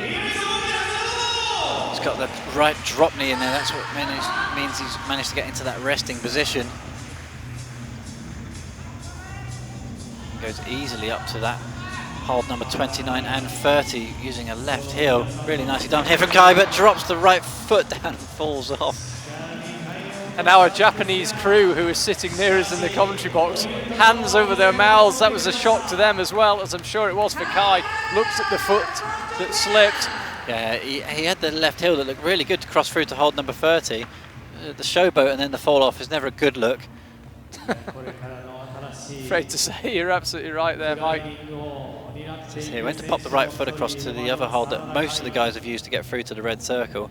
Because he's got his left heel in, the right foot feels miles away. He's totally scuffed it. As Muhammad Ali said, it's not bragging if you can back it up, but if you wave to the crowd, you are then morally bound to get a few more moves. But sadly, it doesn't work out for Kai. I suspect he will not mind too much because he's almost certain to progress either way. Here's Kokoro Fuji, fourth to last climber out. Fifth in the speed, seventh in the boulder. He's known more for his bouldering than any other discipline. Seventh, not a disastrous result, but not great either. Leaves him with a little bit of work here to do on the lead wall. Top 10 finish should be enough. Again, I don't want to get carried away with the maths because until the last climber's done and dusted, we basically don't know anyone's score, but I think a top half finish in the lead should be enough for Kokoro to progress through to the final 8 and the final.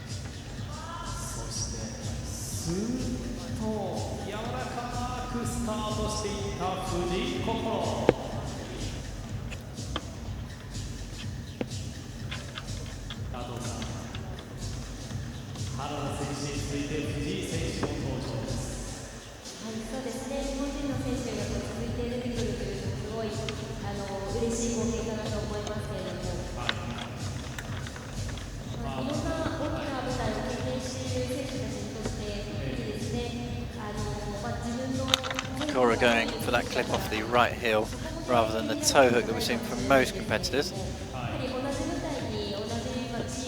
Slightly messy with the clip actually. And again, not the easiest clip. Anytime you've got to pull the rope around your arm, it's always slightly awkward. You get some drag off your arm. Yeah, and the drag is always made a lot worse with a sweaty arm. That sounds like a really ridiculous thing to say, but it actually makes a huge difference. Slightly sticky arm, the rope really does stick.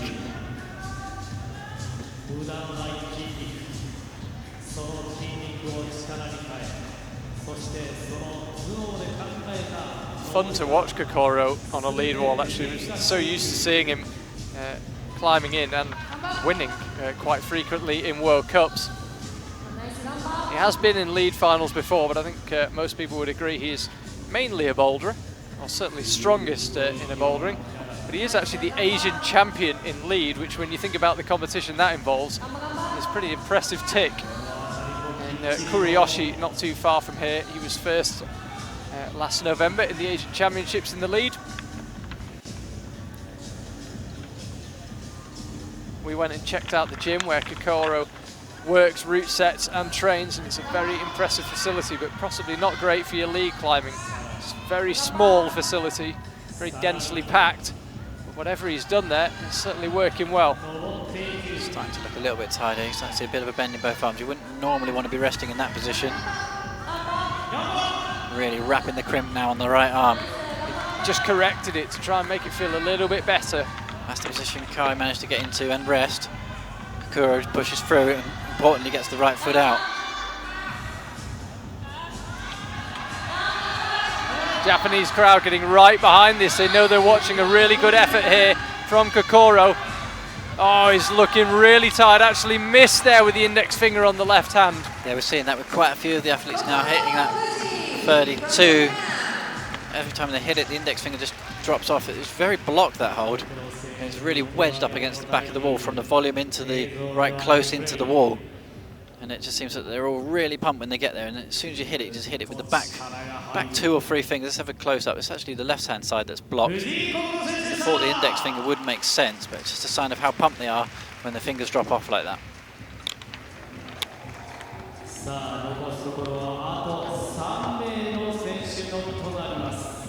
You can see there, Alex Megos still leading the way. Yeah, Alex is definitely going through to the final. Still sitting in first place. Sean McCall there in second. Here's Jakob Schubert. He might have something to say about both of those things. Lead world champion from 2018, almost retained his title here in 2019. Won the combined world championships in Innsbruck last year, albeit with a slightly different rules. It wasn't exactly the same format, but he is very much an all-rounder. That's where Jakob might just be heading. It seems ridiculous to say Jakob Schubert has a favoured discipline, but there's no doubt that lead is his number one, albeit with the proviso that he's good on the speed wall and a 3-time Boulder World Cup winner. So to have bouldering as your second discipline and win 3 World Cups in it.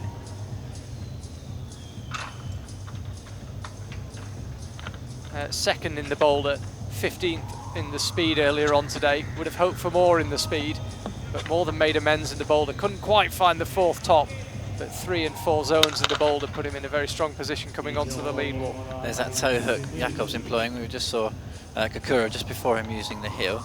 Slightly risky situation here with Jakob, where he's got really stretched, does have to go back. Could have to work quite hard, have to pull quite a lot harder on the left arm than he would have liked there, Jakob.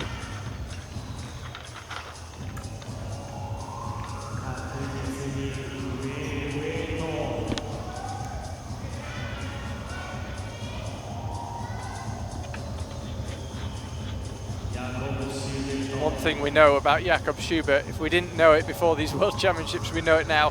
He does not give up without a fight. Look at him in the lead semi-final. Look at him in the boulder semi-final. It is not over until it's over with Jakob. He fights for every single move. He will not give up until his arms literally will not hold him on the wall. He's an absolute warrior, and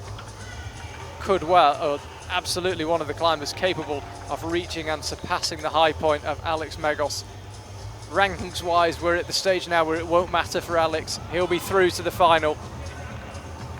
And Jakob with a good performance will be too. But it'd be great to see somebody top this route, and Jakob Schubert could well be the person who does it. He's had to put a fair battle in to get to this point, but he has so much endurance. You feel like, kind of like Stefano Ghisolfi, a couple of decent rest positions, and he might be able to get most of that back. Straight away, just seems to relax where others have struggled. I think one of the reasons people like watching Jakob so much is he never really looks like he's cruising. It just looks like he's going to war when he climbs. And no matter how tired he might look now, he could still be going 15 moves from now. Not too happy on that right-hand undercut. Certainly beginning to look tired, Jakob. He has had an awful lot of competition, having made the lead final, adding to his workload, and of course picking up a medal in the boulder as well. Definitely shaking off the pump there. This is going to be a big fight to the top if we're going to see a top here from Jakob. Can he get through this next sequence of this tricky circle? Goes with a really high left foot. Oh, goes again with the right hand. Interesting sequence here from Jakob. Yeah, slightly different sequence. We've seen most climbers with their left hand where Jakob's right is. He's going to have to move that down if he wants to go to the next hole, because it is a pocket. You can only get it with your right hand if you want to get the sequence correct. Just taking every little opportunity to shake out now. Heading up towards hole 33. Safely latches that. Launches for 34. There it is. Jakob having to fight so hard, but that's what Jakob knows how to do. Got himself all crossed up, got to trust that left foot. He's now up to 34, needs to match it to make it 35. It was going out to that crimp where we lost Alex Megos. It's going out to that crimp where we lose Jakob Schubert. A warrior on the wall. And I think that will be enough for Jakob Schubert to make it through to the combined final on Wednesday. Fantastic performance from him. Looked relatively tired low down, but as I said, don't be fooled, he will just keep on motoring, and that proved to be the case.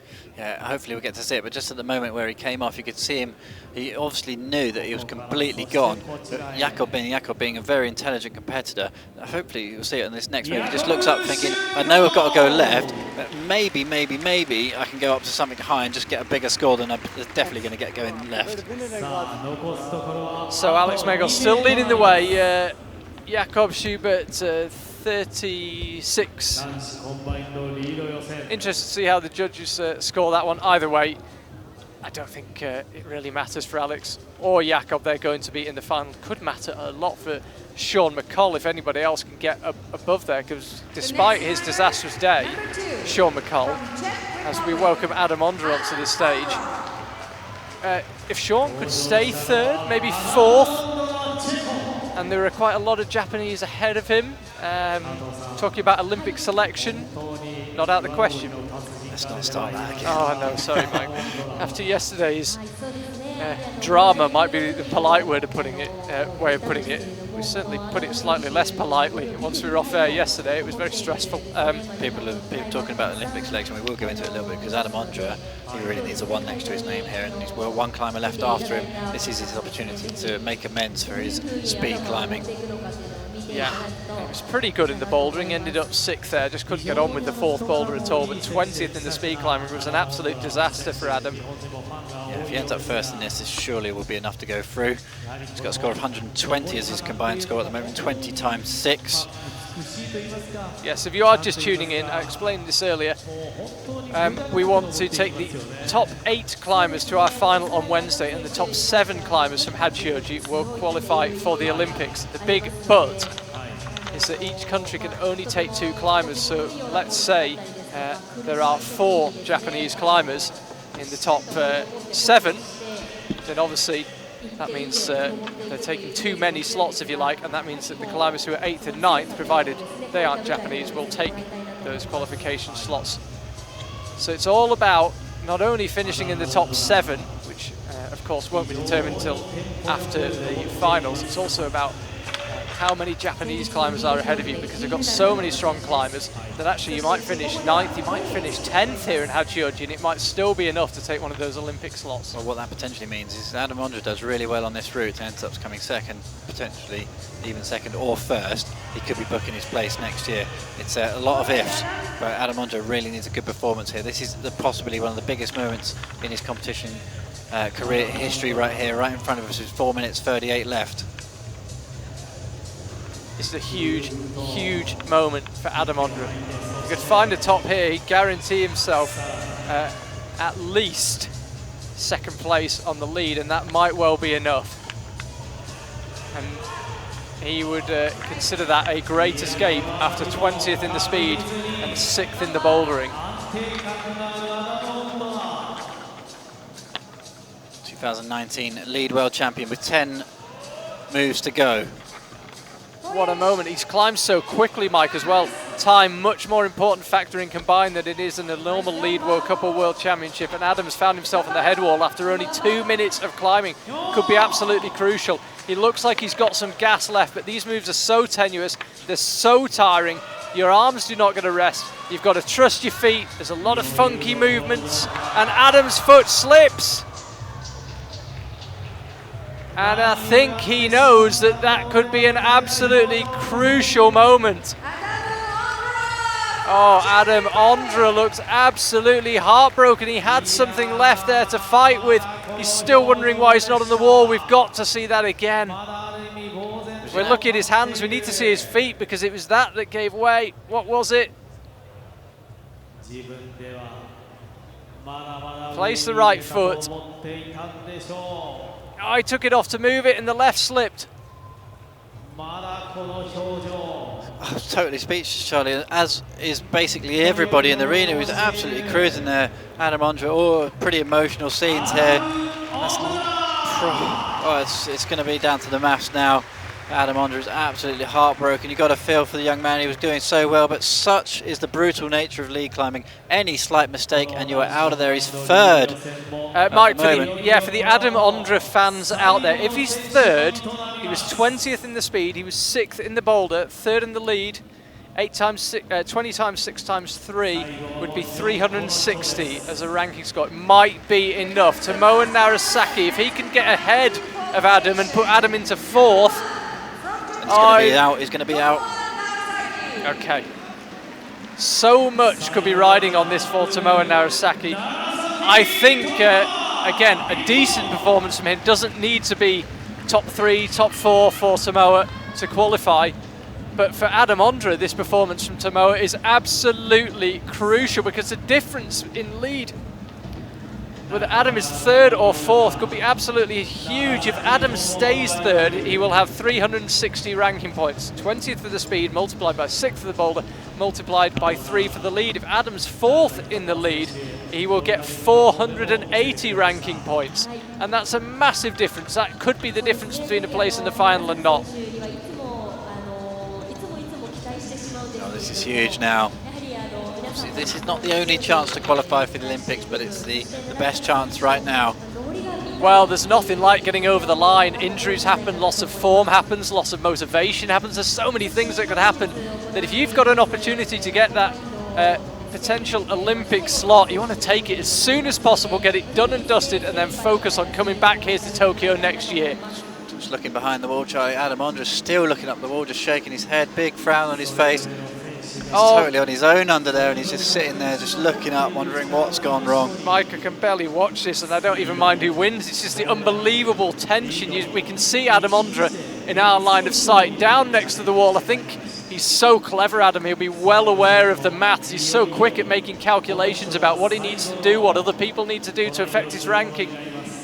But Tomoa now on the wall needs only an okay performance. I mean, top 10 is comfortably enough for Tomoa to go through, but basically Adam's Olympic slot could be riding on this. Adam might have to find another way into the Olympics if this doesn't go according to plan, and it's all on Tomoa. He's climbed quickly as well. What else do you expect? That springy style of his. He's going to pull onto the head wall if he gets there with about the same amount of time to go as Adam. Oh, if they tie on score and it comes down to time, it's about the only way the drama could get ratcheted up. How many times has it come down to Tomoa and Adam Ondra, those two going head to head so many times this season in both disciplines? Tomoa, high risk toe hook here. You could cut the tension with a knife amongst the coaches and athletes and supporters watching on here in Hachioji as Tomoa Nara Sake battles up. It was hold 34 that Adam got to. He got awarded 34 plus by the judges. And I have to say, ominously for Adam, Tomoa looks to be going pretty well. Goes for the hand swap and falls, and that means Adam will stay third. And it is going to be so tight as we await the final maths. There's no way I'm attempting 20 times three-way multiplication live in my head. Just drops into 8th, knocks out Mikael Marwan. Ondra may have just scraped it. And someone, I think, has possibly just told him backstage, we were waiting for all results to come.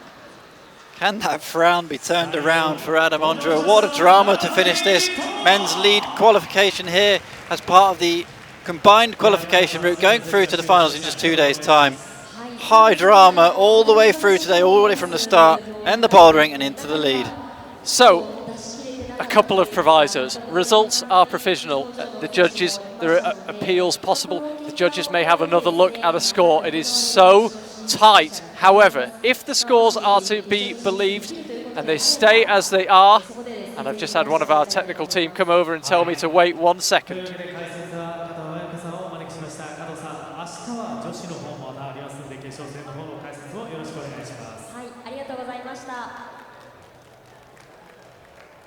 That concludes the IFSC Climbing World Championships 2019 Hachioji Men's Combined Qualification. Drama continues here, Charlie. Just had a word with the technical delegate. Adam Ondra has all of a sudden just dropped down to a ranking of 18th in this competition. Okay, let's start from the beginning. Couple of provisos. Results are provisional, and we've just had a good example of that. There are a couple of appeals I'm being told.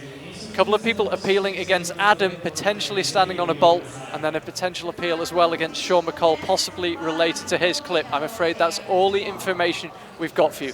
A couple of things to bear in mind. If the scores stay as they are, which is what has flashed up on our screen, then there are currently 4 Japanese climbers in the top 8. So if that proves to be the case, then everybody down to 9th who is non-Japanese has qualified for the Olympics. There's a huge if. You can see Tomoa Nara Sake's score not even flashed up on the combined rankings yet. Like in the women yesterday, confusion reigns. The appeals process will go on. You will have to check the IFSC website for scores. I can only apologise for this. This is the nature of a sport with appeals. But as I say, if it stays as it is, 4 Japanese climbers in the top 8, that means that every non-Japanese climber, down to and including 9th, will have qualified for an Olympic slot. The highs and lows of competition climbing just get worse and worse. Now we're in this biggest stage of them all, getting ready for the Olympics. The appeals process does take some time. Give the IFSC time to get this sorted out. The technical delegates are working really hard. There's multiple appeals against individual climbers.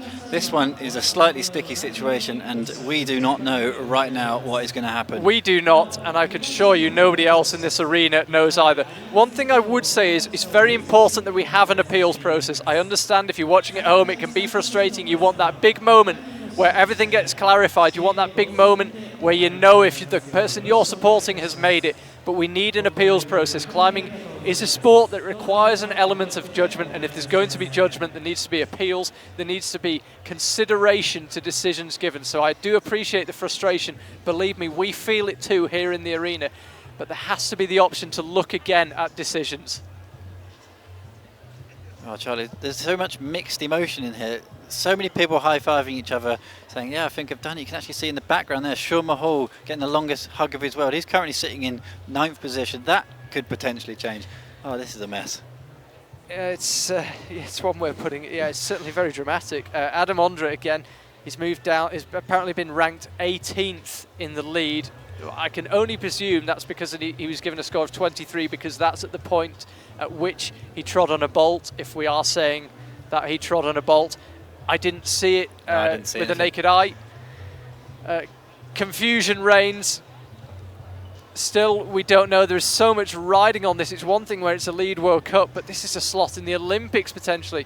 Spare a thought for Sean McCall, spare a thought for Adam Ondra.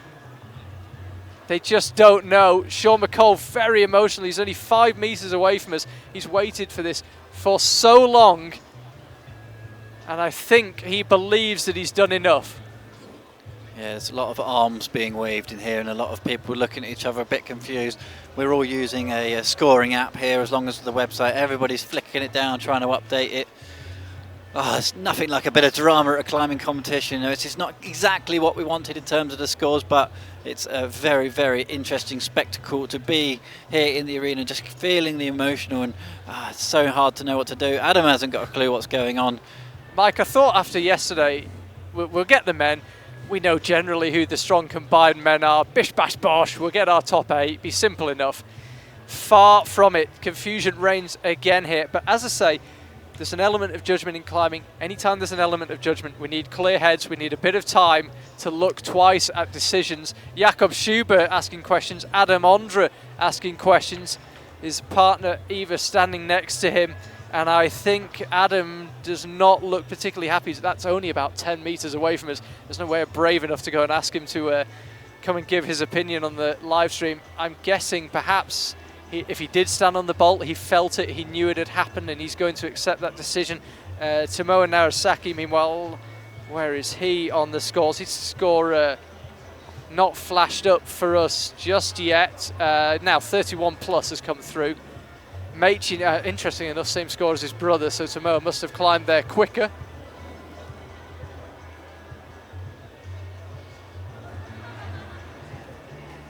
It's good to see the shots around the arena, the different emotions from everybody.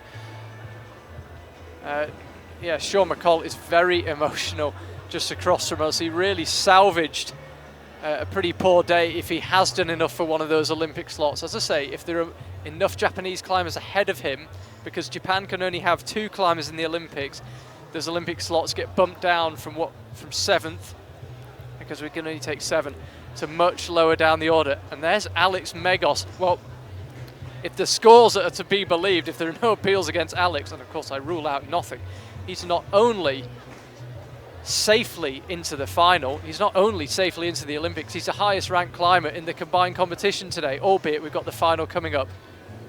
We're trying to watch a replay. This is a rather informal attempt to watch a replay on our own computers. We're going to do everything we can for you guys at home right now. We're skipping back through our own live stream. Right there, 5 minutes 24. Go back, have a look. Mike, show me that again. 5 minutes 24 on the clock. Adam Ondra, it's the right next to the big orange half circle. Yeah, but he's been awarded 23. That's around hold 12. My. Is that the one? Is that the bolt that he stood on there? Is it another one? He's been given 25 plus, so it'd be much higher up. It'd be pulling onto the head wall if the score is to be believed. Well, remember, it's not about standing on a bolt, it's about using a bolt. Good luck if you can decide between those two. Out the half circle of hold number 9. Goes between holds 10 and 11. His foot, to me, looks like it could have touched the bolt, but I'm certainly not going to call that, not from that angle. But like you said, Charlie, the score is actually much higher up of a hold of 23. Hold 23 is... No, he's marked, I've got him, 23. Sorry, Mike. I had 25 plus, and now I've got 23.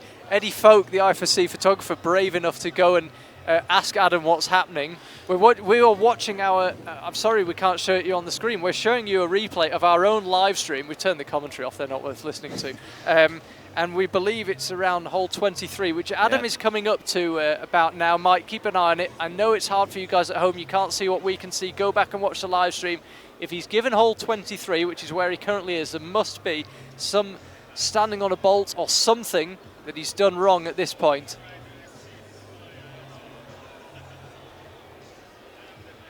Well, he's moved across from hole 23, and I can't see anything wrong with that. So, again, confusion reigns. We just don't know. Mikael Marwan, we believe, is 7th. If Adam moves back up, Mikael would then be 8th. That'd still be good enough for a slot in the final. It'd still be good enough for a slot in the Olympics because of 3 Japanese climbers ahead of him. He looks pretty happy. His brother on the left there, Basa Marwan, the speed climber.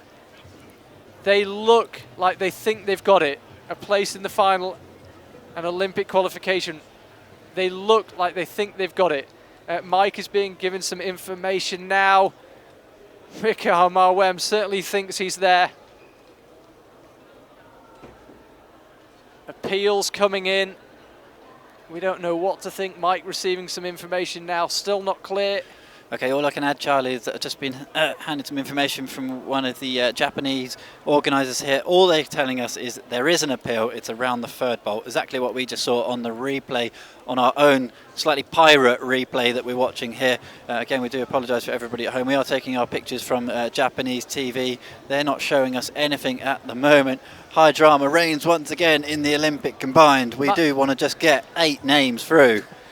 Is that really too much to ask? The second day running, 5 to 6, we've been sitting here confused, nervous, excited, sweaty palmed. That is the scene in the arena. Nobody quite sure what's going on. As I say, we have to let the appeals process play out. I think it's very important that the judges and the technical team distance themselves slightly from all this emotion. They need to have a calm look at it.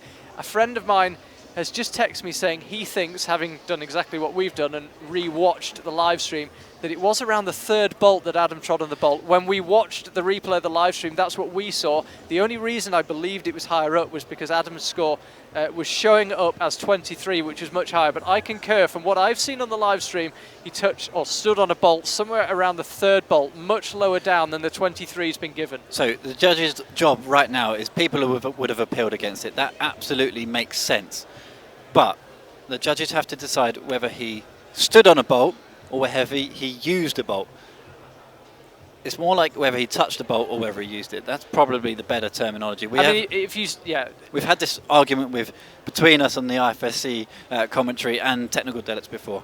If he weighted the bolt, and for them to decide whether he's weighted a bolt, they've basically got to zoom in on every single camera they have and see if a muscle moves, see if any of the body moves, and make a judgment as to whether he used it or not. Well, at least someone's light-hearted in the arena. More information coming Mike's way. Okay, Charlie, I've got the information that we need. Adam's score, as we felt, is 10. He is out. Adam Ondra is out. Okay, our scores are resolutely refusing to update, but if that is the case and Adam's score is 10, then he will not be in the combined final and he will not have secured Olympic qualification here.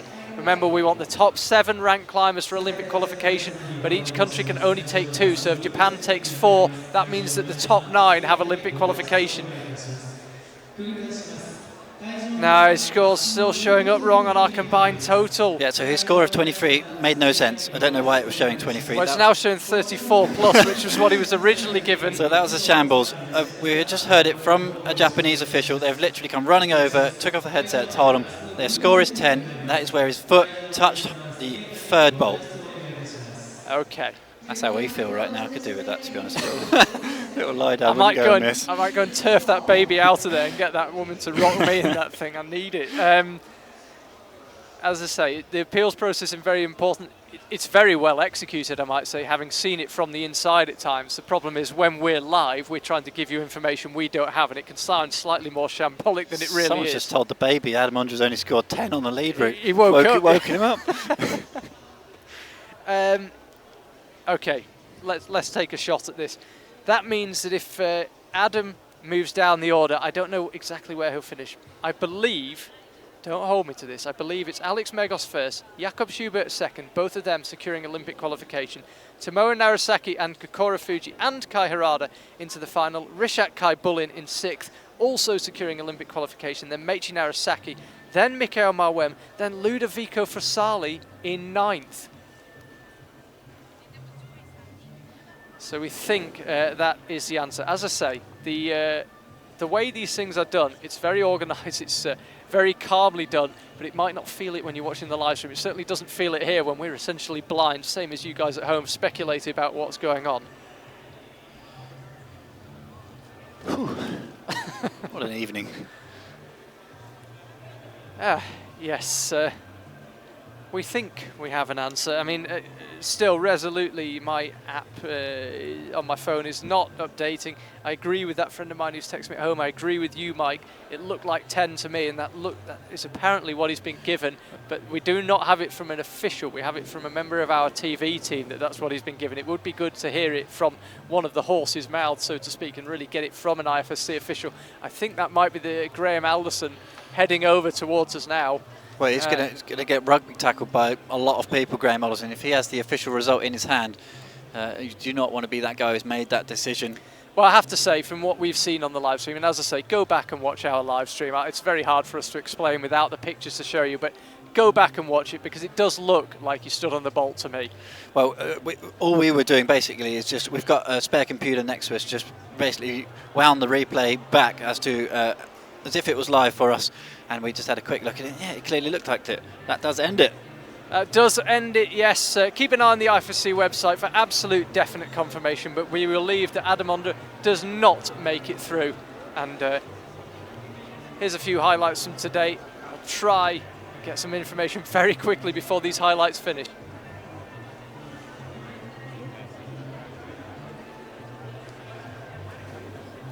We're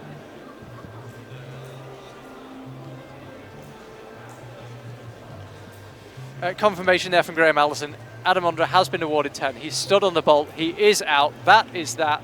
High drama here in Hachioji, and believe it or not, we've got 2 more days of this to come. Women's final to come tomorrow. Men on Wednesday. We will see you tomorrow for the sake of all our heart rates. I hope things run a little more smoothly. But thank you very much for watching a thoroughly engaging day of climbing.